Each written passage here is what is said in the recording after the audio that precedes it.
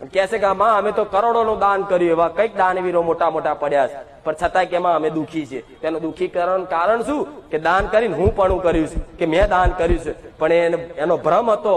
ભગવાને એટલે આલ્યું હતું કે કદાચ તને માધ્યમ રાખી અને કરોડો પરિવારને, લાખો પરિવારની અંદર અન્નનો દોણો જશે ને, ભગવાનનો એ ઉદ્દેશ હતો. પણ એને પોતાના વ્યક્તિગત અન્નના દોણા ભેગા કરવા માટે, એની આવનારી પેઢીને સુખી કરવા માટે ભેગું કર્યું ને. તો આ જોઈ લેજો, જેને જેને પૈસા કમાવા માટે બધું રાત દાડોનું પરિશ્રમ કરી, અનીતિનું, ચોરીનું બધું ભેગું કરી અને કરોડો અજબો રૂપિયા ભેગા કરી દીધા છે ને, અને એનો છોકરો છે ને મંદ બુદ્ધિનો પાક છે. જોઈ લેજો. આ બધા દાખલા સમાજમાં તમારી અંદર તમારી નજર હોમે છે, સગ નહીં?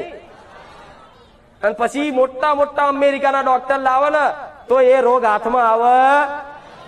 કેમ ના આવે? કેમ ના આવે? માતા ભગવાનમાં સેવા પુંડા